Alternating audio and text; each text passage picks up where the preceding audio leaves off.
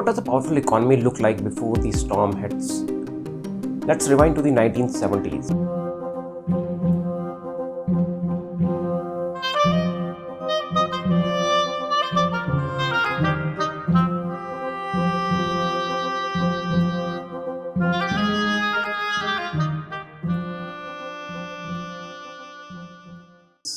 Iran was not struggling, it was not isolated, it was not surviving, it was thriving. Oil was flowing like a river of cash. Iran had one of the largest oil reserves in the world. Comparable to countries like Canada, money was pouring in, infrastructure was booming, and the economy was expanding fast. Iran was confident, but across the globe, the United States was watching closely. The US was not just looking at Iran's economy, it was looking at Iran's ambition. Because power in the Middle East is not just about oil, it's about influence. And Iran was beginning to shift politically in a way the US did not like. Strong economies don't collapse overnight, they become threats first. And that's exactly where the seeds of conflict were planted. So the question is, why would a superpower try to choke another country's economy? Fast forward to 1979, there was an Iranian revolution. The West-aligned Shah was overthrown. The Iranian revolution changes everything. Iran transforms from a Western-aligned monarchy into an Islamic republic. Independent, defiant, and unpredictable. Iran starts thinking that it does not want to play by Western rules anymore. The US responds, then we will make sure you pay the price. And that's where the sanctions enter the story. But sanctions are not about bombs. They are more strategic than that. They are like cutting oxygen to a fire. The US begins restricting oil exports, banking access, technology imports. Why? Because of one core fear, Iran's nuclear ambitions. The US believes a nuclear-enabled Iran is a regime with unchecked power. Sanctions are not about punishment, they are about control. But here is where things get interesting. Instead of collapsing, Iran adapts. And this adaptation changes entire game. What happens when you block an economy but it refuses to stop? Iran could have folded, but it did not. Instead, it split itself into two worlds, two parallel economies. Think of it like a city. One side follows rules, pays taxes, shows records. The other side operates in shadows, invisible but powerful. Iran realizes, if I can't trade in the open, I will trade in the dark. And just like that, the official economy and the shadow economy of Iran are born. The US meanwhile tightens sanctions further, believing if we squeeze harder, they will break, but they underestimated something crucial. Necessity creates innovation. When rules block survival, people don't stop, they rewrite the rules, and now the story splits into two battlegrounds.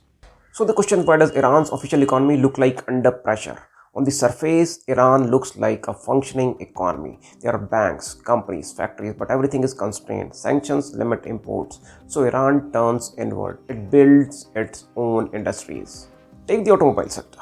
Companies like Iran Khodro, Sepia, they manufacture cars domestically. Models like Samand, Dena, Pride. Annual production has hovered around 800,000 to 1 million cars in different years. Iran thinks, if I cannot import, I will produce. But there is a cost. Limited competition leads to lower quality. Higher prices, inefficiencies, at the same time inflation begins rising. Why? Because sanctions reduce supply of goods and weakens the currency.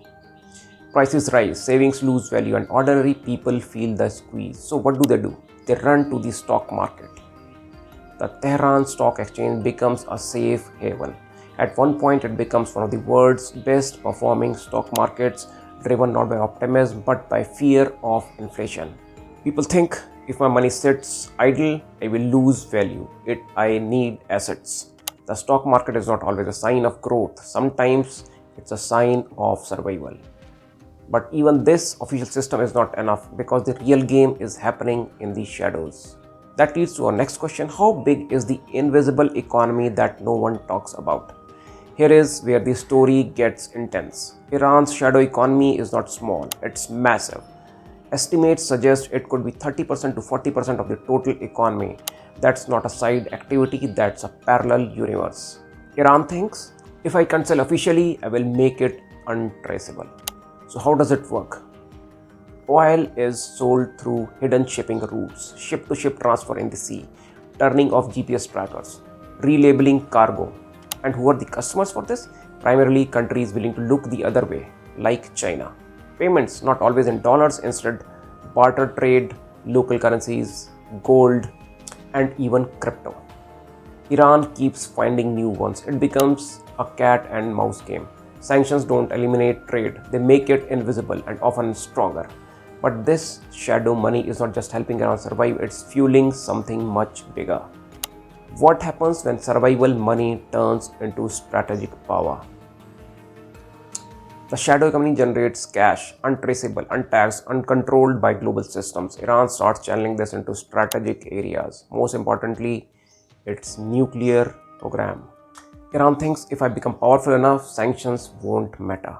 The US sees this and grows more anxious because now the equation changes. Sanctions, shadow economy to nuclear progress. US realizes, we tried to slow them down, but we have accelerated them. Pressure does not always weaken your opponent. Sometimes it makes them more dangerous. And this is where the conflict reaches the boiling point. When does economic war turn into real war? Tensions escalate, the world watches closely because this is not just about Iran anymore. It's about global stability. Iran, feeling cornered yet empowered, pushes back. The US and its allies respond with increased pressure, and then conflict spills into geography. The Strait of Hormuz becomes the center of attention. This narrow waterway controls nearly 20% of the world's oil supply. Iran signals, if I go down, I won't go alone. Disruption begins. Oil flows get threatened. Prices react globally. And the cost? Iran itself suffers massive losses, estimated in tens of billions of dollars due to conflict and reduced exports.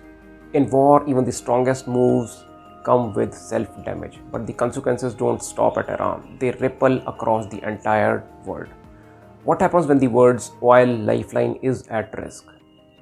When Hormuz is threatened, panic spreads because 20% of the global oil is not small. 20 to 21 million barrels per day pass through it. Countries start asking, what if this route shuts down? And suddenly alternative gain attention. Saudi Arabia pushes its east-west pipeline, bypassing Hormuz. The UAE increases exports through other ports. Together, they can handle roughly 10% of the global oil flow. Saudi Arabia east-west pipeline, the petroline capacity is 5 million barrels per day. UAE Abu Dhabi crude oil pipeline capacity 1.5 to 1.8 barrels per day. Also include small pipelines in the region, storage plus rerouting, limited overland transport, combined 1 to 2 million barrels per day approximately. So this is approximately 10%, but here is the problem. This still leaves another 10% unresolved. The world realizes we are more dependent than we thought. Crises don't just expose problems, they express dependencies, and now the final question emerges. What does the future look like when the system itself feels fragile? We have come full circle, from a thriving Iran to a sanctioned Iran to a restrained Iran shaping global consequences. Iran has proven one thing: I won't collapse easily. The US has learned control is harder than expected, but the real story is bigger than both, because now the world is thinking. Should we build new oil routes? Should we reduce dependency on choke points? Should we accelerate electric vehicles? Because if one narrow strait can shake the world, then the system still needs redesigning. This was never just Iran's story, it's a warning about how fragile global economy systems really are. Remember the beginning, a strong economy that looked unstoppable. What changed was not just Iran, it was the rules of the game. Sanctions tried to break Iran, but instead they forced it to evolve into something harder to see, harder to control, and maybe harder to stop. And now the question is no longer, will Iran survive? The question is, can the world adapt as fast as Iran did?